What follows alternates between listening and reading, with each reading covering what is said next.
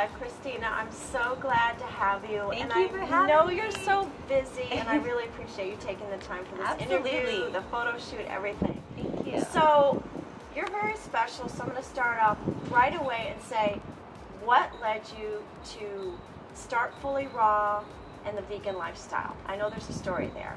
So, I was diagnosed with hyperglycemia, type 2 diabetes, when I was 16.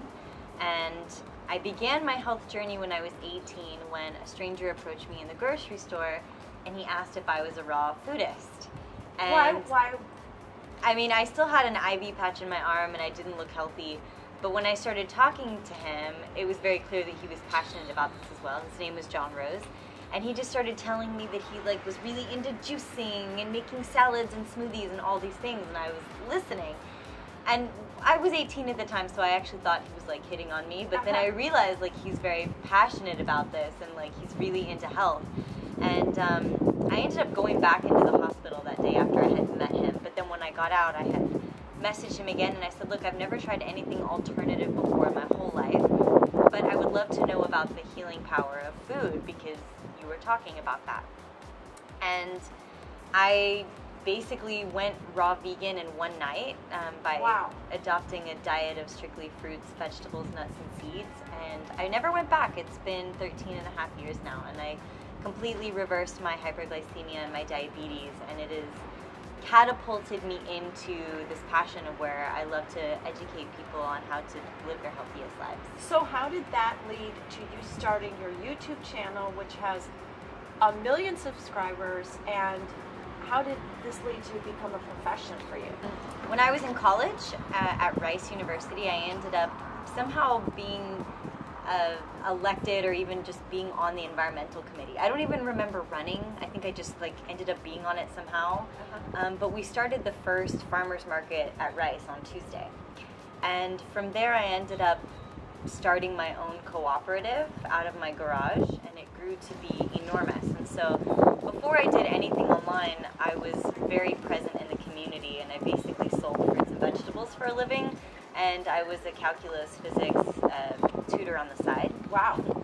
So I did that for about 6 years before I started any social media, and actually I started my YouTube channel because when I was running my farmers market, my co-op, you wouldn't believe how many people would grab a box of produce and then they would ask me, okay, so I love kale, but I don't know what to do with it. Exactly. And I ended up getting really into printing out recipes every week and putting them in people's produce box, and then it got to the point to where, I mean, we were doing 700, 800 boxes a week. I was exhausted of putting recipe cards in people's boxes. So someone had suggested, well, why don't you just make a YouTube video of a box recipe and we'll all just watch it.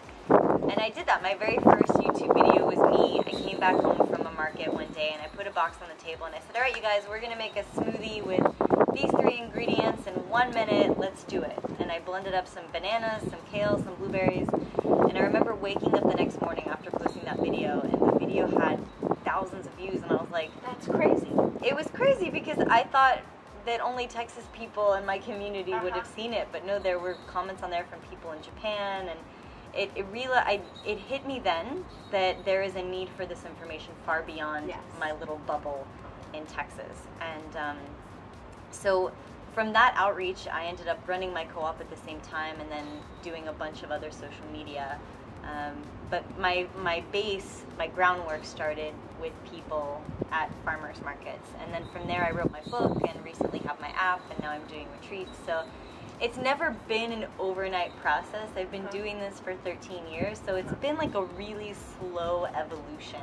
But a strong rise. Even over 13 years, that's a strong rise. It's a slow, strong evolution. So people can go to your YouTube channel and get recipes on how to eat vegan and raw and make it interesting. Yeah, I have over 250 videos, and those are just recipes.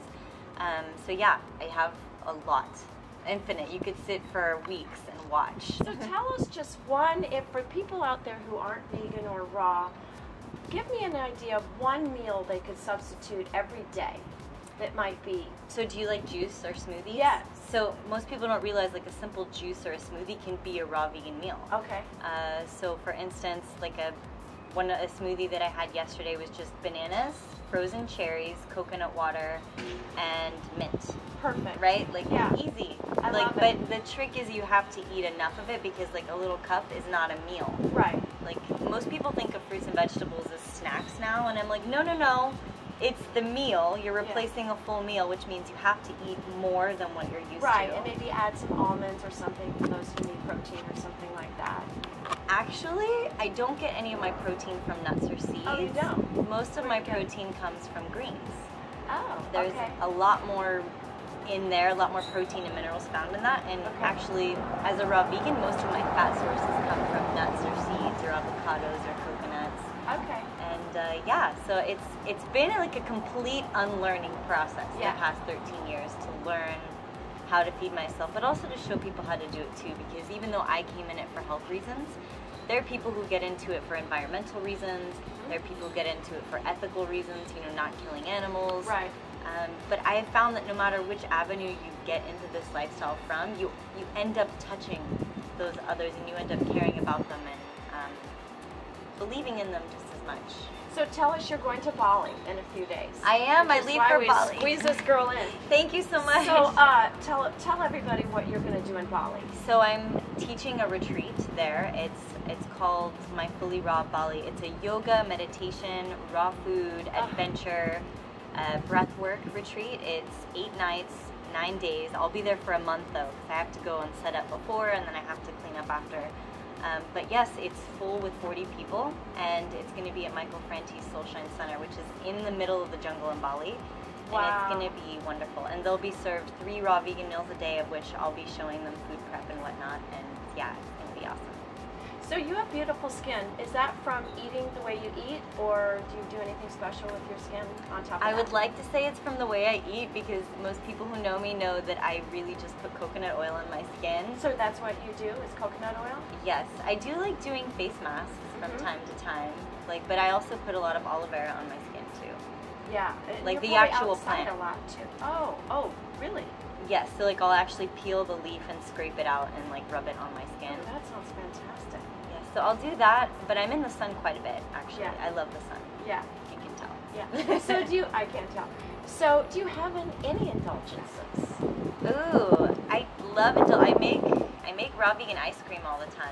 Oh, so you can make banana ice cream with coconut and fruit too, and I love that. I really like savory dishes too, so oftentimes I'll make pasta out of zucchini and I'll make like really creamy dressings.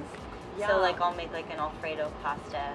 I like to indulge in that. Because otherwise, if I'm not making a recipe, I'm usually just eating fruit all day long. Right. Which for most people would consider boring, but I get excited by it.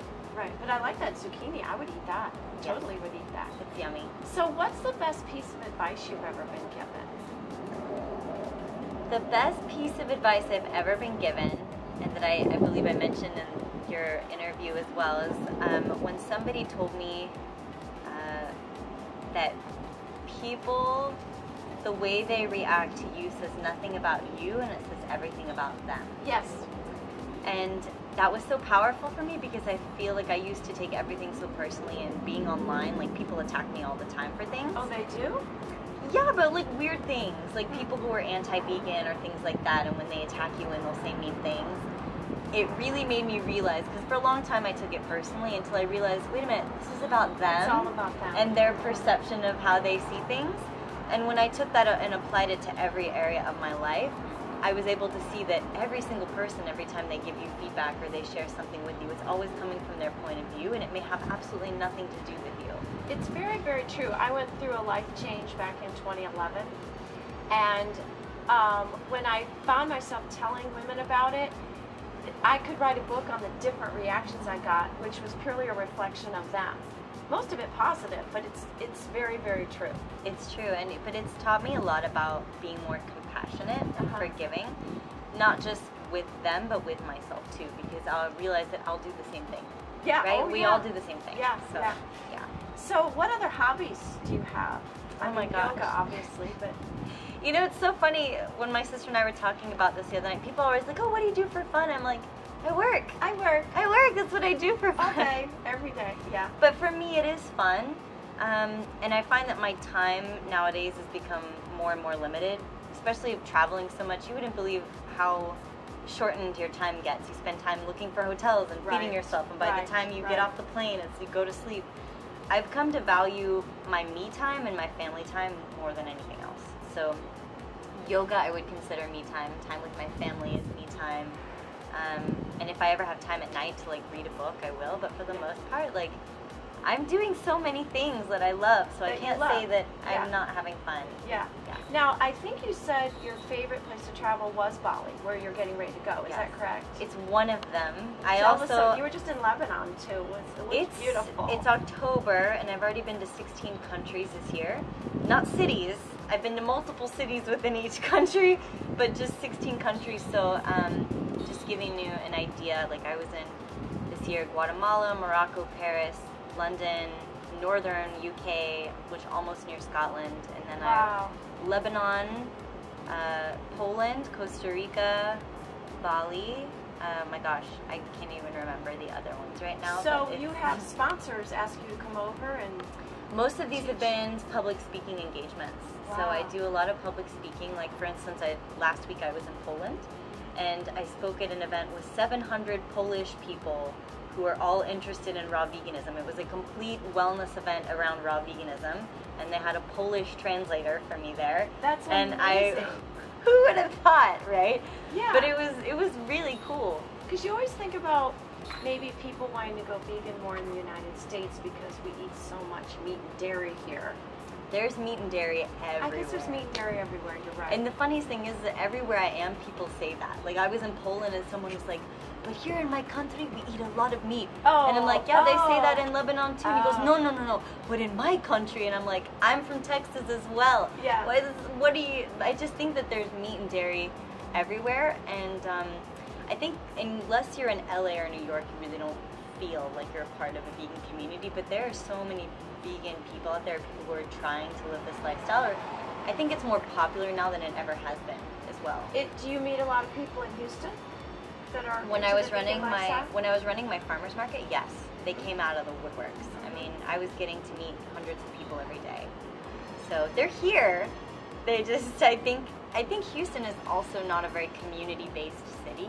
Yeah. Everybody lives in their cars and in their houses. There's a lot of isolation. Right. But in other places like Bali or Costa Rica or Hawaii, like, there are communities. They have potlucks every Sunday. They have static dances. And I'm so glad I've been able to travel and see these things, because then you don't feel like you're so alone, and you get to see how other places operate. You know, it seems fateful that you got type 2 diabetes at such a young age, because that's unusual, I'm guessing. Type 2 usually sets in later in life. It's becoming more and more common for kids now because of all of the high processed foods that they eat, and like even for young girls now who are developing way earlier. Right.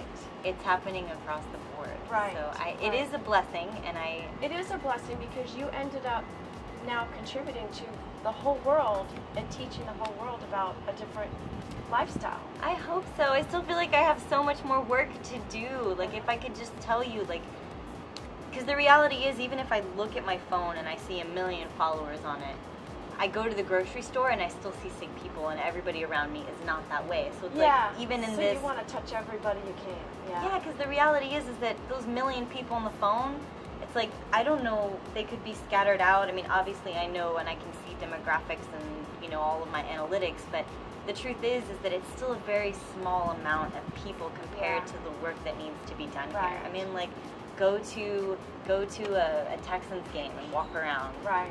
Do you see very many people there who would be vegan? Like, that's an audience of 72,000 people who could be touched. Use a little bit of advice.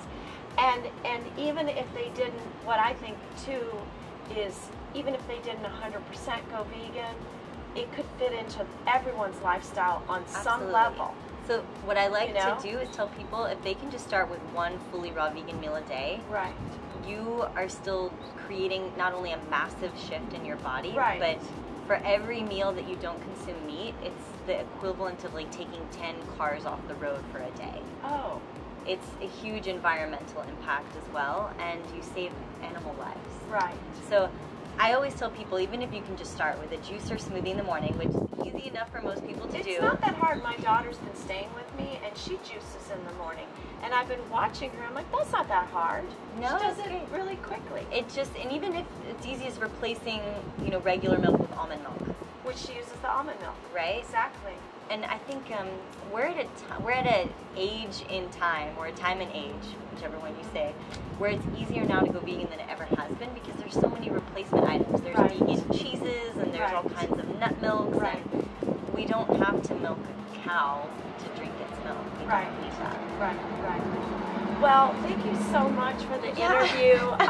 Did I get totally ethical vegan on you? Did. I love it. But that's why we want Okay. to talk to you about that. Thank you you. know, that's what you're an expert on, and it's just so wonderful. And please look at her Instagram pictures. They're amazing. Not just you, but the backgrounds and the travel. And I love looking at your pictures. So. Something that I like to just, I'll finish with, is that I really like for my content to be very mind, body, spirit oriented, so that they can see that I'm not just here about food, even though food was my catalyst. Right.